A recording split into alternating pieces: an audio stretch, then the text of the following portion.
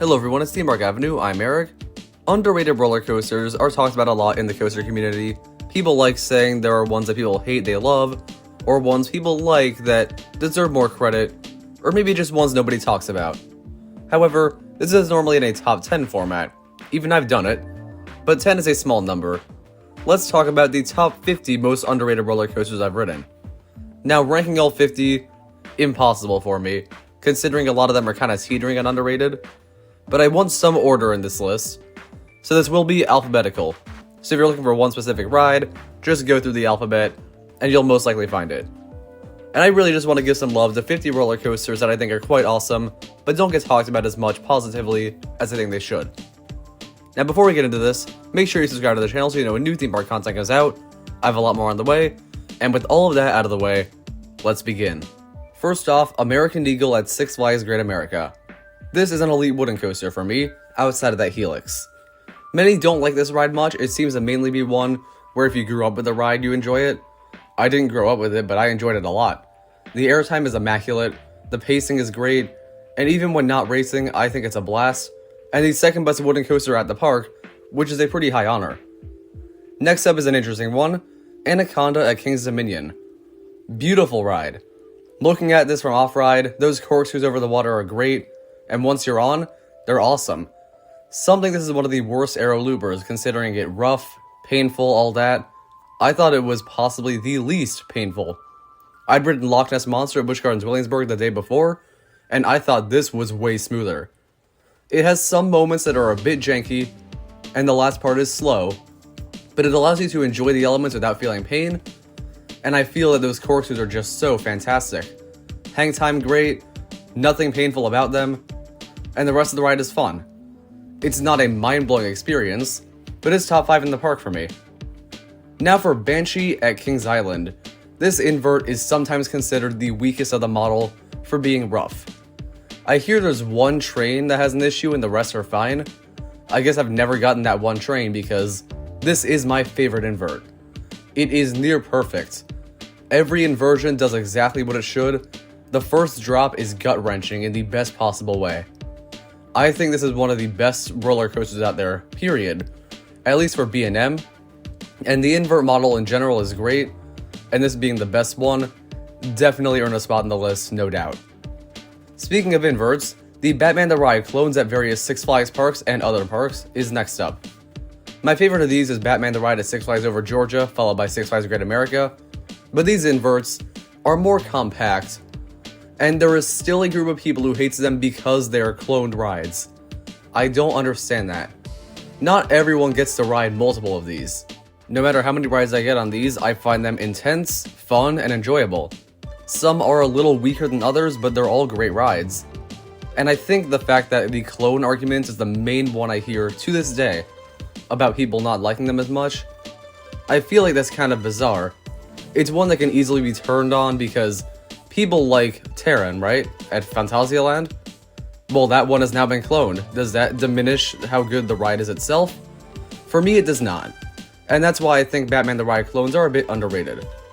Speaking of bats, Batwing at Six Flags America is next. This Vekoma Flying Dutchman is a spectacular ride, favorite in the park. I know there are some who do not enjoy it. For me, it was not painful at all. I found it smooth, and the elements are great here. I love the vertical loop being quite intense, and the helix close to the ground is kind of scary. The rest of it, maybe not the best thing out there, but it is a solid ride overall, and definitely one that gets a little too much flack from me. Now for Candymonium at Hershey Park.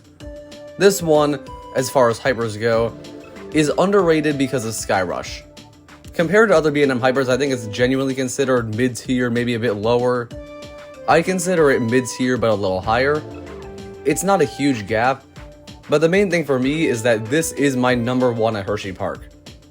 I do think Sky Rush is overrated. I've talked about that a bit before, but I feel like this ride is considered just gentle, slow, and not fun. And while it is true, it's not paced in a way that it feels like you're flying through the track at a high speed.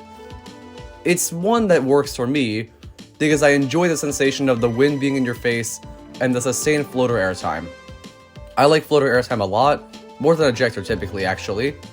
So for this one, I don't mind at all, and I definitely think it gets a bit too much flack compared to some other rides in the same park. Now moving to a hated ride, Corkscrew at Cedar Point. This one did not make the cut by a lot. I don't think it's a very good ride, but I don't think it's bad either. The airtime hill is actually quite solid, and the only really painful part is the namesake, the corkscrews. Some act like it's one of the worst roller coasters on Earth, and that's fair, but for me, it's far from the worst aerial looper. And I mean far from it. Now moving to a different continent, Daemonin at Tivoli Gardens. Tivoli Gardens is one of the best theme parks I've ever been to, and Daemonin gets a lot of hate for being just a really small, underwhelming B&M floorless. I like it more than a lot of other floorless coasters though. I think the first drop is unique and fun, all of the inversions provide good forces, it is a smooth, enjoyable ride, and the setting makes this one for sure. It makes the ride feel faster and work in this compact area. It is not the best floorless roller coaster, but it's not the worst. I'd say better than Scream and Rougarou, which a lot of people prefer. Now for Six Flags Over Georgia's next entry on the list, Daredevil Dive. This Gerstlauer I think people consider to be, the word would probably be mid. However, I think it is a great ride, and one of the best in the park, honestly. The main thing for me is that it is intense and relentless in pacing. Every element pulls great forces, and the first half is particularly fast, with the small theming elements adding a little bit. The compact layout works here, and while it does slow down a bit in that second half, for capacity reasons mainly, it's still fun, and I think, while some might consider it a weaker ride in the park, I think it is top 4. Now for one that's kind of a stretch, but Diamondback at Kings Island. This one undoubtedly has its fans. There are plenty who think it's best in the park, best hyper, so on and so forth. But so many complain about a rattle. I got it once, but it didn't detract from the ride experience much. It adds to the theme. Alright, that's a joke, it doesn't really add to the theme much, but I don't think the rattle is a big deal here. And those who think it's one of the worst roller coasters in the park and stuff like that, I can't agree. For me, it is the best hyper in the park, better than Orion. Alright, that was the joke. It is better than Orion, but Orion's a giga and all. It is my favorite B&M hyper for the perfect airtime, wonderful layout, top tier pacing, and the fact that it seems to run with no trims more often than any other B&M hyper I've been on. Definitely an elite roller coaster, for me at least. Now for maybe the most underrated on the list, Dominator at King's Dominion. Dominator, in a way, is my favorite ride at the park. In a ranking, I would put it below the obvious top 2. But Dominator is just a perfect roller coaster for what it is. There is absolutely nothing I can say I dislike about it. It is smooth, but still intense. It has great inversions, but the layout still feels unique. It is a long ride, but it never drags. It is awesome. The vertical loop is possibly the best vertical loop of any roller coaster, with unbelievable hang time. I'm not sure why I'm the only one who seems to absolutely worship this one, but I think it's my favorite B&M floorless now, and it probably always will be. I've been on pretty much all the US ones, and I think it's definitely one that deserves a lot more credit. It's just fantastic. Now going to a smaller scale, we have Dragon at Legoland Florida. This one's mainly on here for not being talked about much next to the other themed roller coasters in Florida like Space Mountain, but for me this beats Space Mountain than others. The main roller coaster part is unspectacular, but the indoor Lego themed parts are so fun. I think it's impressive. The Lego Dragon animatronic is an awesome sight, and I think it deserves a bit more credit. It's not a bucket list ride by any means, but it's one that I think people should talk about more, considering how much they seem to gawk at Disney and Universal roller coasters. On the note of dragons, Dragon at Rye Playland is one I doubt many of you have been on. It's not the most well known, it's very old, but it runs perfectly smooth. I used to think the Zamperla Velar was the better ride there, now I realize I was dumb. But man, I love Dragon. Dragon is smooth, and that's the main thing going for it because the rest of it is good wooden coaster stuff, but not great. Good enough though that I would say it's overlooked and worthy of your time if you're in the area. Now for an indoor ride, Flight of Fear at Kings Island and Kings Dominion. These are awesome Premier Rides launch coasters. The Spaghetti Bowl model is fun, but it works better in the dark for me because of the more disorienting stuff that can happen. The launch is not the best, and I wish there were less lights, I really do. Make it a bit darker, that would allow the intensity to really thrive. But the ride feels unbelievably fast, especially in the second half, and I'm truly impressed by that. It's one of the best Premier Rides coasters out there probably, and definitely worth your time. Now for another one of the most underrated on the list, Gatekeeper at Cedar Point. Some don't like this. I consider it top 5 in the park. Thanks to Dragster being gone, it's number 4. It is a wonderful ride. Every element is forceful and fun. The inversions all do what they should. It is smooth, undoubtedly, perfectly smooth for me. The near-miss elements are fun. The wing coaster model is just a fun one in general. It's a bit of a gimmick, but it works for me. And I think it's hard to have a better time on a Cedar Point roller coaster than this one, and one other I'll get to later. Now for a La Ronde roller coaster, Goliath. This is not the most popular park by any means, but Goliath is the star attraction here. It might be better than some of the B&M hypers, honestly. It is a mini hyper, but it provides great floater airtime with bits of ejector at the end. A very bare bones layout, but every element does what it should, and every element is awesome. Not to mention that awesome setting that makes this whole ride spectacular. Now for a smaller scale roller coaster, Invader at Busch Gardens Williamsburg. This wooden coaster is insanely paced for being a quote-unquote family ride. The second half does lose it a little bit, but for a moment I was in shock at how fast this thing was flying through the layout. I do wish that I could compare it more to something like, I'll get to later as far as GCI wooden coasters go, but compared to other family-based wooden coasters, this is the gold standard, and I highly recommend you get on this if you go to the park. It might be one of the best roller coasters at the park, and even though I haven't been on many GCIs, one of the best of that manufacturer. Moving back to Kings Island, we have Invertigo. This model is sometimes hated by people, being called one that gives headbanging and all, but I think this one is perfectly enjoyable, no moments where I felt a lot of pain, and it feels more intense than most of the Vekoma boomerangs that are sit-downs. Therefore, is one of the best boomerang type roller coasters out there. Now for another clone, the Joker Free Spins.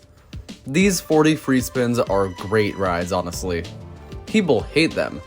I don't know if it's because they want more flips or less, it seems to vary. But for me, while it does vary how many flips you get, I kind of enjoy that. My favorite rides are those where you get 1 or 2 really good flips, and the other moments are still intense but not quite as disorienting. But I enjoy all rides on these, and these are an underrated Six Flags model that work well in the parks they're in. I should note Tomb Beatley will not be on this list though, due to the fact that it feels really short, while this one does feel like a complete ride by the end of it for me. Speaking of the Joker at Six Flags Discovery Kingdom is more underrated. There are some who like it a lot, everyone agrees it's a good ride, but for me, it is an upper tier RMC. It is near flawless. I can't think of anything I dislike about it besides the first drop being a bit underwhelming, but the inversions are some of the best on any RMC. The airtime works, the ride is paced perfectly, there isn't any moments where I feel like the ride is going on too long, and the ride feels long enough that I don't feel like it's over too quickly. So it's a great ride. It's the best in the park for sure, and it is one of the best roller coasters, period. Now for another one of the best roller coasters out there, King Ka at Six Flags Great Adventure. I think people are coming around and acknowledging that Dragster is not far and away better than this one. Dragster is gone now, but based on going on both of them, I always thought King Ka was better. Obviously, King Ka has over-the-shoulder restraints, but they don't bother me, and the ride's launch is so intense and insane, I can't complain. I think I'd have to call it one of the best roller coasters out there, and definitely the best roller coaster in the park. Now for Les Monstres at La Ronde. This is the only one where it's not really in alphabetical order because Les means the, and that's an article, and I'm not doing the for the others, but it's close enough to the M's. Anyway, this wooden coaster is not good necessarily, but it is decent. It has a few solid drops, and the ride is not rough, so I enjoy it more than a lot of people say. I don't think I really want an RMC just because of how great a presence it has in the park as well, so it's not a bad ride like a lot of people seem to suggest. Now for another Canadian roller coaster, Leviathan at Canada's Wonderland. Due to not having been here in a while, I don't want any more Canada's Wonderland coasters on here, but this one is too good to pass up. Many think it's just fine. As far as B&M Gigas go, they think it's underwhelming. I disagree. I think the airtime and pacing are just as good as Fury 325. I do think Fury is better for the better elements and the stronger sense of speed overall, but Leviathan does not feel much shorter, and I think it is a better ride than Orion, so definitely one that deserves a bit more credit. Now for another wooden coaster, Lightning Racer at Hershey Park. This is a ride that some love, and some say is the worst GCI pretty much. I definitely lean toward that first group. I think the flyby elements are awesome here. The ride is smooth, the ride feels fast the whole way through, very well paced, also quite long, and there are moments of airtime. I think it has a bigger focus of airtime than the now gone Wildcat at Hershey Park, and I think I like that a bit more. It is definitely the best wooden coaster in the park, and one of my favorite wooden coasters in general, probably. Now for a bit of a tough one, Medusa at Six Flags Great Adventure. I don't know a whole lot about what people think of this one. I know people love Bizarro in general, so I don't know if it's that underrated. But it got a spot on here just barely, because I think it is an awesome ride, and in general, one of the best floorless coasters out there. The main thing that I want to point out here is that it's the same layout as Scream somehow, which makes no sense to me because Scream is not really a good ride, and this is an awesome ride. The theming elements are weird, but awesome. I love the fire effects that work unlike X2 at Six Flags Magic Mountain. Every inversion is awesome, the ride is unbelievably smooth, and it's not too far off from Dominator. So I wanted to give one more floorless coaster some real respect on the list. Now for the real kicker, Millennium Force at Cedar Point. This ride is, to this day, my number 4 roller coaster in the world. I think a lot of people do like it. I don't know anyone who really hates the ride, and there are plenty who would put it very high up on their lists, but I don't think a whole lot would put it where I would. Calling it second best roller coaster in the park, things like that. I just think it is a near perfect experience. I've talked about it a lot before though, so I'm gonna leave it at that basically. Next one is a home park roller coaster for me, Montu at Busch Gardens Tampa. Montu is the second best B&M invert to Banshee, not far behind, and much more intense. The intensity of this one is incredible, and I think there are plenty who like it more than I do. It does have to be a bit underrated though, because of the general belief that Kumba and Cheetah Hunt are better rides, and that I can't agree with. I'd say next to Iron Gwazi, it is the best roller coaster in the park for sure. Now for another one that I'm not sure if it's underrated or not, but Mystic Timbers at Kings Island. So many people say this is overrated. I think when I ask what's the most overrated coaster, this is the most common answer. And as a result, I think it has to be underrated if I think it's the best wooden coaster besides one. It is a near perfect ride. Insane pacing. Best roller coaster in the park for sure. And it's in my top 10 roller coasters, period. So I think it's definitely going to be one that I like more than a lot of others. New Texas Giants at Six Flags Over Texas is next. This is the first RMC hybrid, and still better than some others that I think others would enjoy more. I do acknowledge that there are no inversions, but there are not a whole lot of times where inversions are the best part of an RMC, so not missing out much there. And I feel that the airtime and pacing are better than most say. It is a bit quaint by RMC standards now, but I like it more than a lot of others. I've talked about it quite a bit before. It's just a great ride, a fun experience, and I think there's a few people who like it even more than I do. Now for another Flying Dutchman such as Batwing, Nighthawk at Carowinds. I used to hate this one. A lot of people still do. I think it's right around where Batwing is. A little weaker, but a better setting, and similar great elements. Not much else to say, but it is a top 5 ride in the park. Back to the Aero Loopers, Ninja at Six Flags St. Louis. This is one of the better roller coasters in the park for me, honestly. I know many think it's one of the worst. Some have not ridden it because of the reputation. It was not painful. The inversions were smooth. The transitions between inversions were probably the worst part. There were some funky but fun moments. It's more intense than Anaconda. It's not better than Anaconda, but it's not too far off. And I would take it over a few rides at the park that others like, such as Screamin' Eagle. Next up, let's talk about another ride in the park actually, Pandemonium. The Pandemonium spinning clones are not bad rides at all. I think as far as family coasters go, they deserve some more credit. Except for maybe the New England one. But over Texas and St. Louis, and to a lesser extent Fiesta Texas, are great. The spinning can be quite intense. I was blown away by the St. Louis one. And I think in general, while they aren't the most mind-blowing rides out there, no one ever seems to think they're great family coasters. Even though I'd say, as far as spinning coasters go, they might be better than some think. Back to the really underrated ones, Powder Keg at Silver Dollar City. Awesome ride. Near flawless. The lift hill in the middle is a bit weird, but the ride is intense and fun, quite unique, and it's super enjoyable. It beats Wildfire without a doubt, and it's not that far off from Time Traveler, quite frankly.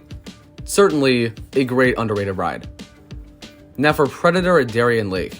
Predator has the Titan track now, and while it switches in between Titan track and non-Titan track is jarring, I think the ride has awesome moments. The ride is a rattle the whole way through, but not a painful one, and it adds to the ride as a result.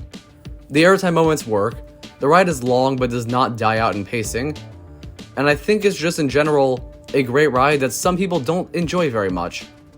It's very historic and iconic and all that, and I think it's one that maybe didn't age well and kind of got some good maintenance that made it better. And at this point, the only thing I don't like about it is the gum wall. Raging Bull at Six Flags Great America is next. This one is better than Candymonium, but I don't think a lot of people agree with that. Raging Bull is a divisive one. Some think it's one of the best hypers, some think it's the worst. This one does not have the best elements. The first drop is certainly a highlight. The rest of it is fine. Good, but not great. However, the overall experience of this one is different for me. I love how it's a long ride, feels like an adventure more than others. It's like Millennium Force with a bit less speed. And I like Millennium Force, so what's not to like about this one? It is one of the best hypers for me, and my favorite roller coaster in the park. I didn't grow up with it, just like with American Eagle, but it still is a pretty awesome ride. Now for another that's a real contender for most underrated. Runaway Mountain at Six Flags Over Texas. An insane ride. Honestly, better than Flight of Fear clones. It is so good. Inside, complete darkness, unlike Flight of Fear. It's way darker. And you get the craziest drop of maybe any roller coaster in the park. This weird twisted second drop from complete darkness on the ride, it takes me by surprise every time. And I think the rest of it is well paced and fun. The facade is nice going in. And I think outside of the theming stuff being a little lackluster at points, the ride does everything it should have. It's a top 5 roller coaster in the park for me. It's just that good. On the note of runaway roller coasters at Six Flags Over Texas, Runaway Mine Train. It is the best aero mine train by a country mile. It is super good. The final drop is right up there with that Runaway Mountain one. The terrain and theming elements are nicer, and it's a fun ride that doesn't have any painful moments for me, so I have no reason to complain, but plenty of reasons to praise it. Back to Tivoli Gardens, Bruchschabanen. This wooden coaster is well over 100 years old at this point. However, it is so well run. You have a brakeman on there, and I'm not sure how, but the ride is the smoothest wooden roller coaster I've been on. It's incredible. The theming elements are awesome here. They inspired Matterhorn bobsleds at Disney. The airtime is jarringly great here, but it works well on the ride, and the classic feel, even without a rattle, carries through nicely. Definitely one of the best wooden coasters out there. I like it quite a lot. Back to my home park, SheiKra at Busch Gardens Tampa. I like dive coasters, and SheiKra is probably the best I've been on. It is better than Kumba and Cheetah Hunt for me. I love the first drop and the second drop. The water splash is fun, the ride looks great, every element is good, and even though it's not one of the fast-paced, intense B&Ms of the park, the grand, slower elements I think are quite fun, and it works for me quite well. Alright, you're gonna hear a certain DC superhero powered by the sun quite a bit for a while here. Superman the Ride at Six Flags New England is a top-tier roller coaster. It is the best hyper, as far as traditional hypers go, that I've been on, only behind RMC's. It is unbeatable in terms of airtime, intensity, pacing, and theming for hypers. The restraints are not nearly as bad as people say, and I dare say they do not detract from the ride basically at all.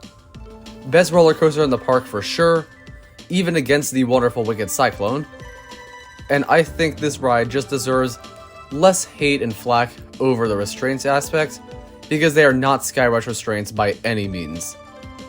Next Superman is Superman Ultimate Flight at any Six Flags Over Georgia, Six Flags Great America, or Six Flags Great Adventure. These flying coasters are awesome. The Pretzel Loop and Twist are great inversions, and the rest of the elements are graceful and fun. I think the flying coaster model is just awesome in general. If Tatsu weren't so loved, it would have made the list as well, for being another one of those perfect roller coasters. I just think these rides get a bit too much hate. I think the seating position is not uncomfortable, and quite fun. I'd love to see more flying coasters in the US, and basically anywhere for that matter. Now for another Superman Ultimate Flight, the one at Six Flags Discovery Kingdom. This is a Premier Ride Skyrocket 2. You might know it from Tempesto at Busch Gardens Williamsburg, Tigress at Busch Gardens Tampa, and a few more. This is definitely the best of them. No comfort collar, great start. The inversions, they're fun. Good hang time, not painful.